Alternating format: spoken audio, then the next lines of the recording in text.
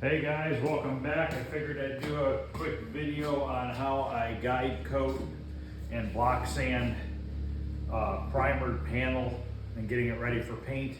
I always start with 180 grit and work my way up to 600. I like to start with 180 grit because it just cuts the primer down fast and flat.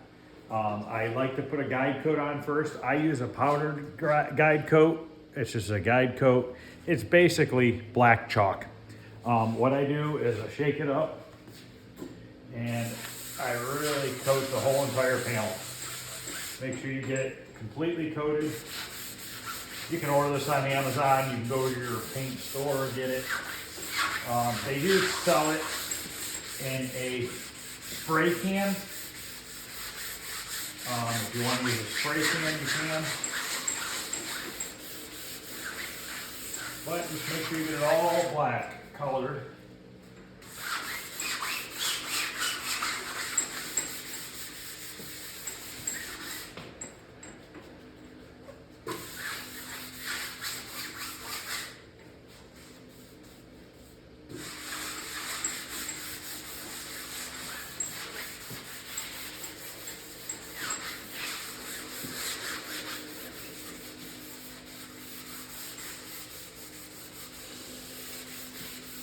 Now this is a pretty easy panel to block sand. The trunk lid on this car is a lot harder because of the shape of it. I usually like, on trunk lids and hoods, I usually like to go, multiple different directions, but on the trunk lid on this car, it's kind of hard to do that. All right, so it's completely coated with guide coat now. Now what I do is, I like to use my long block. This one is 16 or 18 inches long. This one's 16 inches long. This also hooks into my vacuum system, so it sucks up quite a bit of the dust when you're sanding. So now I'm going to show you how I do this. This is a different hose than what I was using earlier. The earlier hose I was using had an air line attached to it for the air sanders.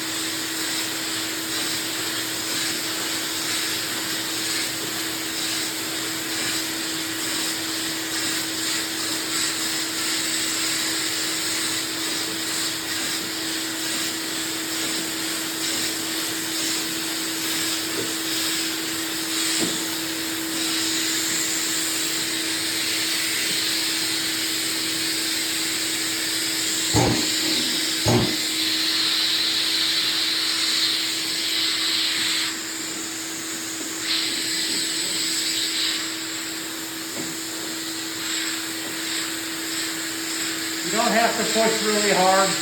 Just kind of let the sandpaper do the work. I like to go on a diagonal rather than straight across. If you go straight across, you can leave divots in the panel.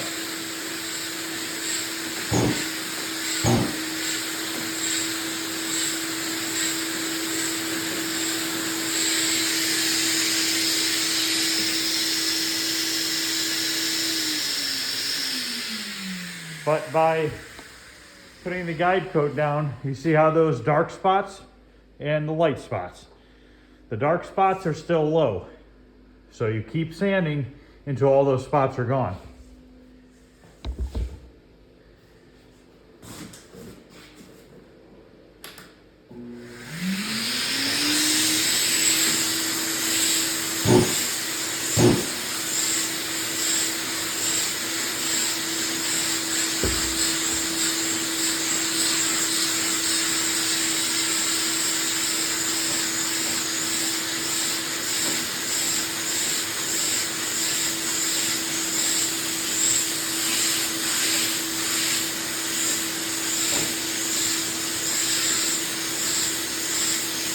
You can go the opposite direction too. Kind of nice to switch it up and go both ways.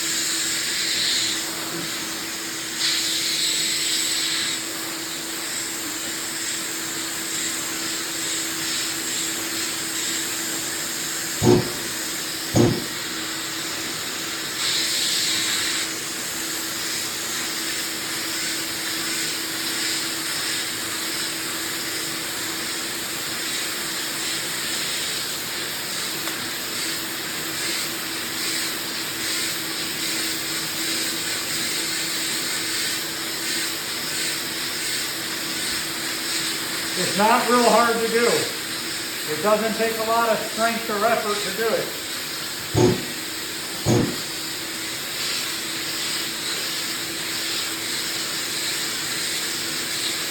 This is the second time that I filler primed and blocking it down.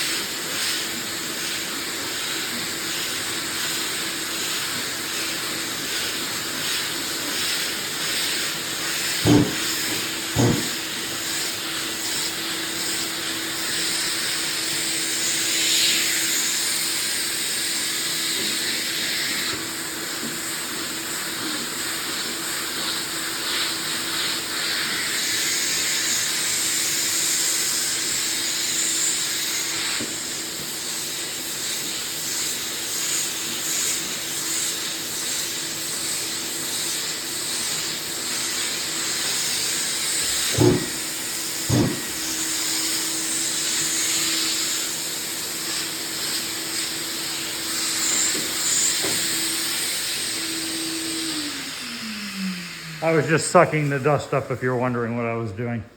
So basically, in under 10 minutes, I've got this flat part of the door pretty much sanded down, ready for 320 grit. A little bit dark right there. A little bit low right there. Sand right there a little bit more. And then I gotta sand this front edge, which I can use the same block all the way down until about here. And then I can use a round block to sand that last little bit. Now, No matter how many times or how well you block sand this primer out, when you're doing a car with a really nice paint job and you put 4 or 5 coats of clear on it, plus, so basically, let's say I always use an epoxy sealer. So when these parts are ready for paint, I put down a coat of epoxy sealer, and then I put 3 to 4 coats of base, and then 4 to 5 coats of clear. So you're talking anywhere from 8 to 10 coats of product being sprayed on this panel. No matter how flat and how straight you make this look, after you spray 8 to 10 coats of any product, you're gonna get a little bit of a rippliness back to it. It's not a big deal because when you put on that much clear, you could block sand the clear out. I usually start with 1,000 grit. Once in a great while, I have to go down to 800. It just all depends. But usually 1,000 grit wet sanding is plenty good enough. I usually go 1,000 grit all the way up to 8,000 grit, and then I buff it. I'll show you all those processes as I get ready to do that. But let me turn this around. Let me get this other area here sanded with the 180, and then basically once I'm done with the 180, I'm ready for 320, and then after 320, I usually just 600 DA sand it with my DA sander. I have a foam pad that goes on the DA sander, so it's a little cushiony. The 600 is not going to make this panel ripply. Basically, all I'm doing with the 600 is getting out the 320 grit sanding marks. You can guide coat a second time if you would like. So basically, when I'm done with the 180, if I want, I can re-guide coat this whole thing and then sand it with 320 until all the guide coat's gone again. Because what that does is lets you know if you got all of your 180 grit sanding marks out of your primer or not. Because if you didn't, obviously this black guide coat's going to be stuck in your sanding marks from your 180. So let's sand this right here, and then I'm going to grab a round block and do it right there for you.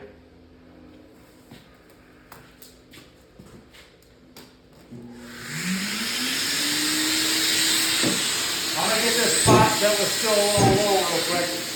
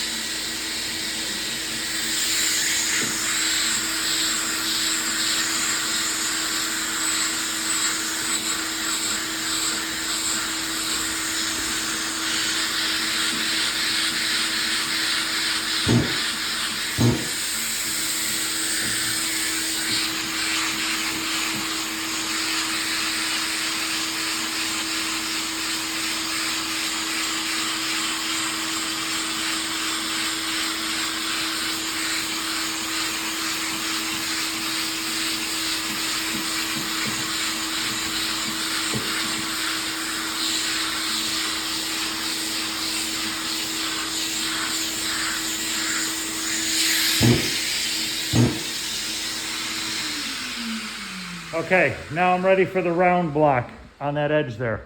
Now if you come over here and notice this, I got this low spot out. By doing that, I went through a little bit here. This is totally fine. We're not down to bare metal. If we were down to bare metal here, I would be worried and concerned, because then this spot would be really high still. Because that this is old paint underneath it, it's not a big issue, because we just cut down the paint a little bit more. We never broke through to bare metal. So even if we did break through to bare metal a tiny bit, it really wouldn't be an issue because of the epoxy sealer I put down before the base coat. All right, so let's sand this little curved area real quick. And then, you know, we'll do one more sanding with 320, and we'll guide coat it one more time, just so you guys can see what I'm talking about with the guide coat inside of the sanding marks. So hold on one second. Let me go get a round block and some 180 grit to finish up this little curved area. Okay, here you go. Just a round foam block with some 180 grit. We're just gonna hit this curved area real quick. This does not hook up to the vacuum.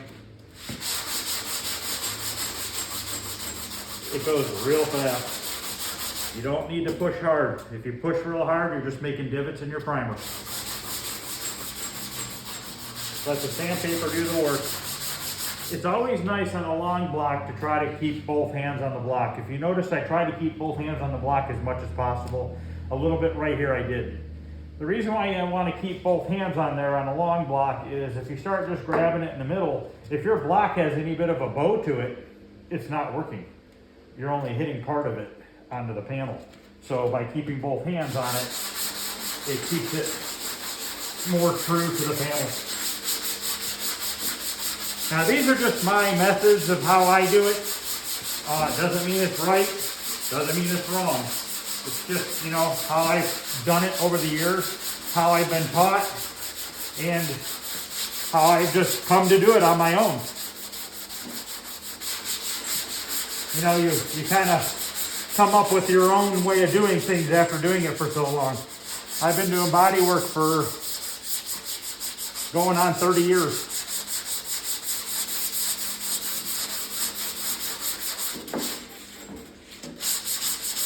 Right here, I don't know if you can see that in the camera or not. Yep, right here, this is a low spot. This is also a low spot.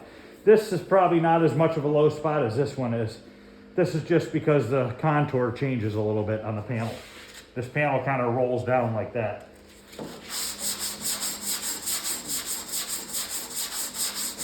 And the radius gets tighter too.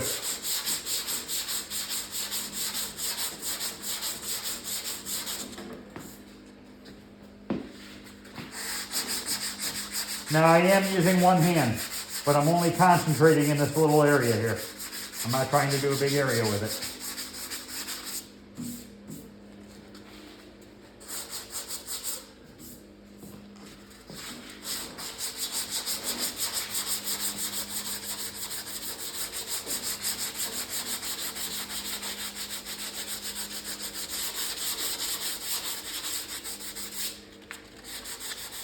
And you would be amazed when you put 4 or 5 coats of clear on a panel, how straight you can wet sand it out.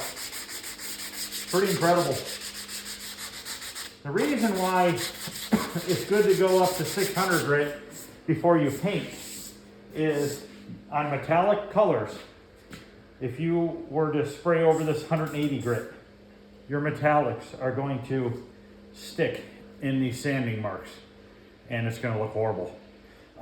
This car, I am actually panel painting it, which I know is wrong. Everybody says you can't do that. They're never going to match. I've been doing it like that for a long, long time. I've had really good luck with it. Yes, I have screwed up, and there has been paint jobs where I put the car together and they don't look right. When that does happen, it's not a big deal. I 600 grit the car down, I blend in a little bit of the color, and I re-clear the sides of the car. So I know a bunch of people are going to criticize about panel painting it and how you shouldn't do that. But like I said, a lot of these older colors, to me, these older metallics, they're not real vibrant colors. There's not a lot of metallic to them. I just find out that they usually match pretty well. If you noticed on my arcade video, the first one, there were some panels for this car hanging up in the spray booth. If you noticed, I hung the fenders upright. I hung them the same way that they would be bolted to the car. I'm gonna hang the doors the same way that they will be bolted to the car. So basically the fenders, the doors, and the quarter panels will all be hung up the same direction as if I were to paint it in one piece. Also, I use a different base coat gun versus a clear coat gun. So by doing that, the different base coat gun and clear coat gun, I don't have to change the settings from base to clear. Especially when I'm in the middle of a paint job. I won't mess with any settings on my base coat gun. Once I spray my first couple panels, I know how I put it on. I keep the air pressure the same. These panels are all getting 4 coats. This color is a little bit transparent. First coat does not want to cover very well, as you will see in future videos when I take a video of me painting some of these panels. So I've been putting 4 coats of base on these panels and 4 coats of clear on this car, which is more than enough. So, and if for some reason I put it together and it doesn't match, like I said, it's really not that big a deal to just 600 grit down both sides of the car and shoot a little color and a little bit more clear. Other than that, that's about it. Let's go ahead and put some guide coat over top of this and we'll 320 block it down, just so you guys can see how the guide coat sticks in these 180 marks. So I'll be right back. I'm gonna vacuum this off real quick and then I'll be back.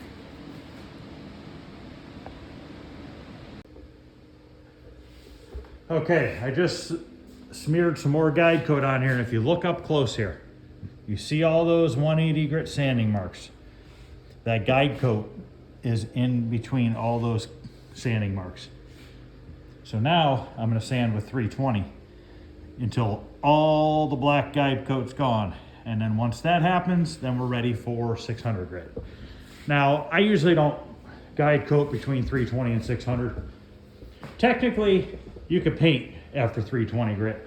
I have many a times in the past. But on metallic colors, I like to just go the extra step and go to 600. You can dry sand to 600, you can wet sand to 600. A lot of people like to wet sand. It really just all depends with me. I do it both ways. I can't say one way is right or wrong. So another thing,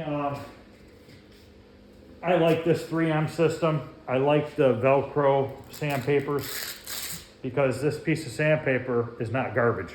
I can stick it back on afterwards.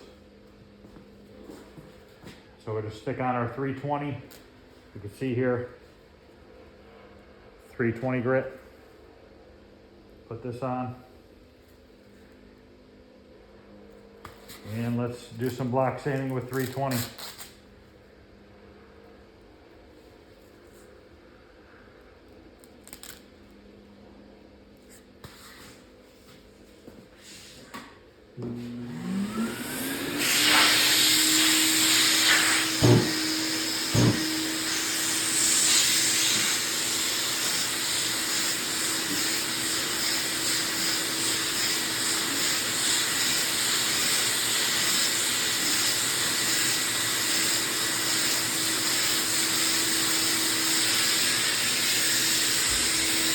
Here's a good deal. Of all those 180 marks that are still showing, this is kind of a foolproof way to get rid of your marks, sanding marks, so you don't have to worry about them when you go to paint.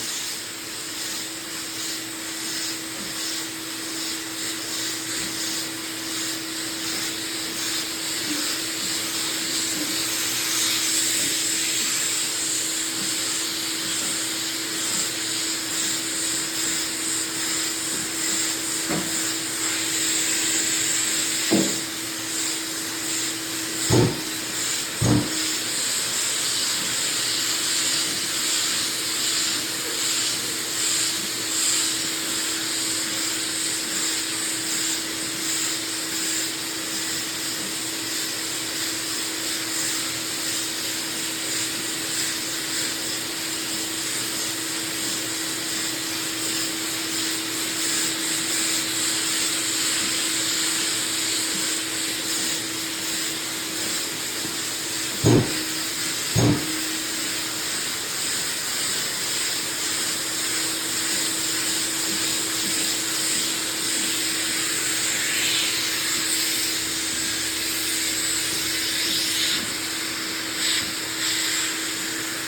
hose is kind of hard to get used to.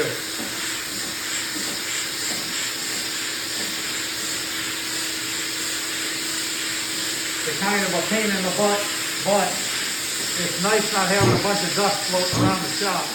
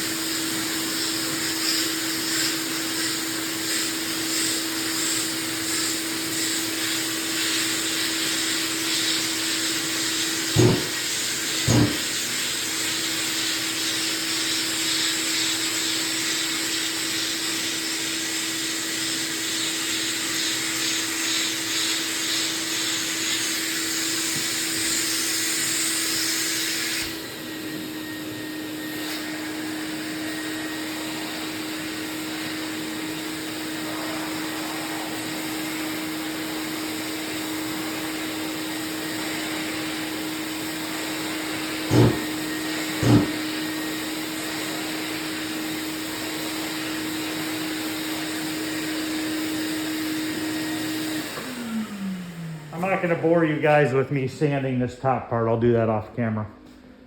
But if you look, all of the sanding marks from the 180 are gone. Now we have 320 grit sanding marks. Broke through a little bit right here, but once again, it's fine. We're not to bare metal. Even went down farther here, but we're not to bare metal.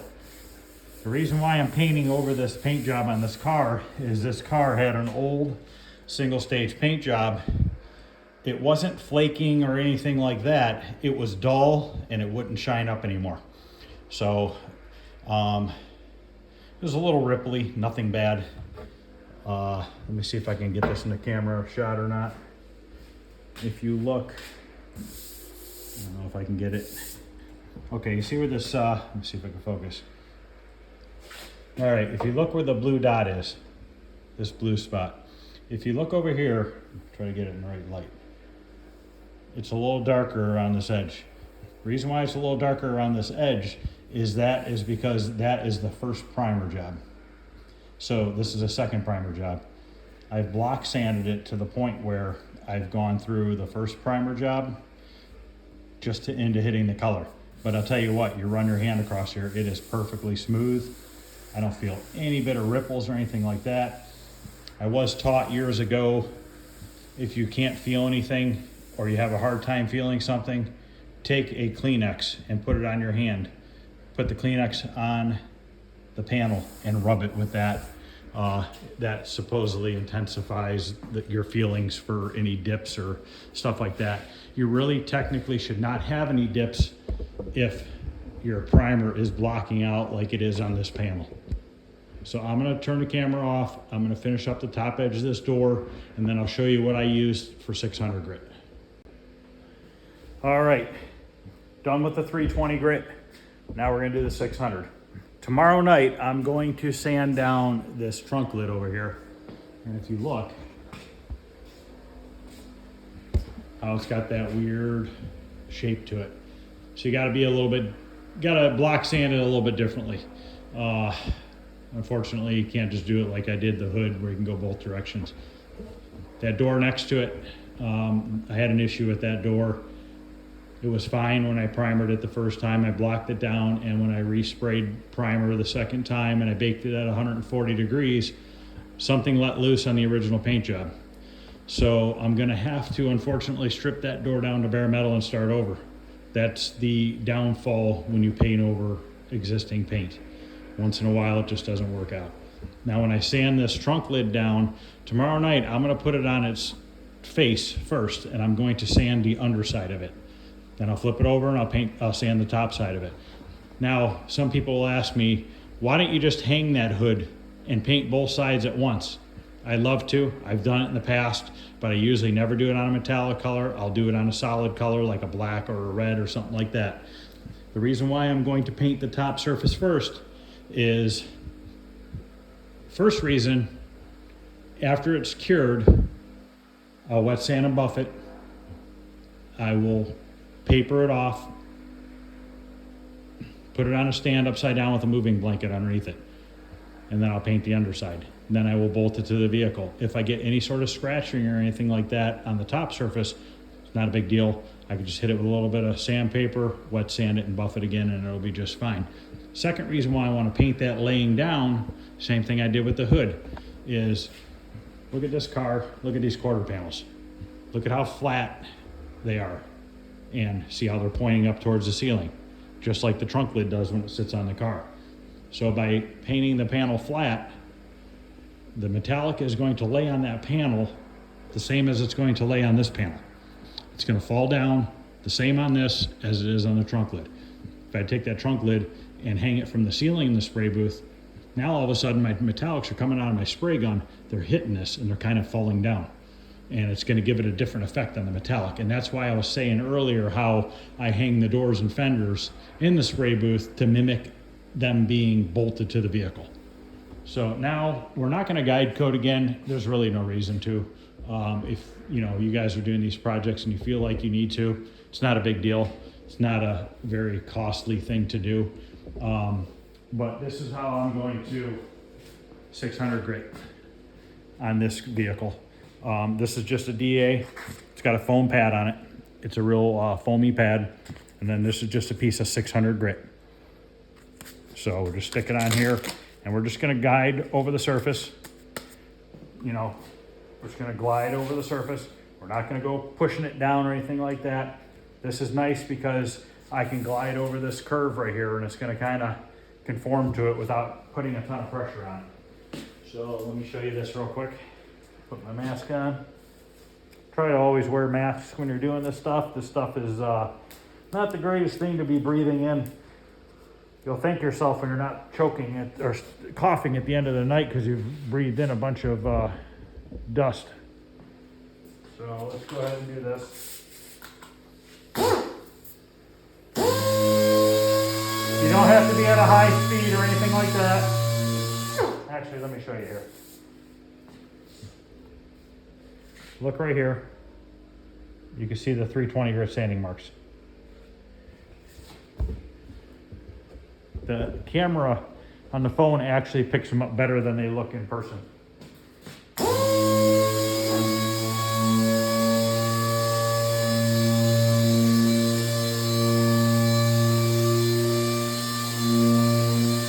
I'm not pushing down hard, I'm kind of just letting it glide on the surface.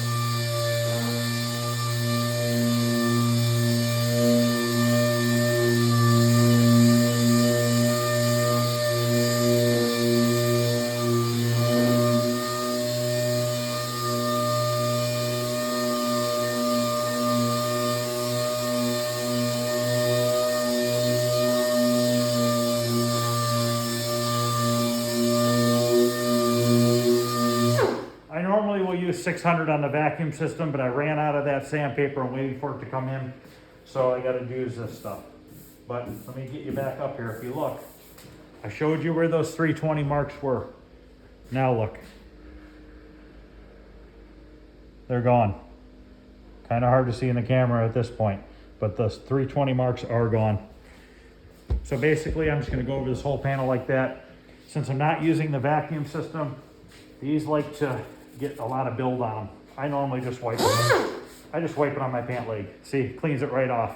And also, when you're sanding your filler primer, if you have any bits of filler primer sticking to your, any dots of filler primer sticking to your paper, it's not dry enough. Let it dry longer. I have in cases 180'd a panel down and realized it was kind of sticking to the paper, so I just 180'd it and let it go for the night. By doing that, I kind of opened up the pores of the material. I kind of took that skin off the top of it, which helped it cure better because, you know, it got that top layer off and everything else is able to come out. I'm fortunate enough to be able to bake this stuff on, so I don't have to usually worry about that. I still let it set for a few days. No reason in rushing it. A couple extra days is really not going to make a big difference unless you're in a hurry for something. So I'm just going to go ahead and finish DA sanding this down. I really don't think we need to videotape it. So I'm going to go ahead and end this video tonight. Tomorrow night, I'm going to work on that trunk lid. There's actually some old insulation underneath it I need to cut out. I have new for it. And the underside of that, for the most part, I'm just going to DA it down with some 320 grit and some Scotch-Brite pads in the areas that I can't reach. And then the top, I'll block it down with 180, 320, and then 600. And then the other door, like I said, I'm gonna have to strip that down to bare metal. So I'm going to paint the trunk lid, this door, and a few other little parts in the next batch of stuff that I'm painting. That other door will have to wait until I rebody work it and get it ready for paint. So, all right, guys, have a good night. Let me know if you guys like this. If you could please like and subscribe, that would be great. If you have any questions or anything, just let me know. Thanks. See you tomorrow.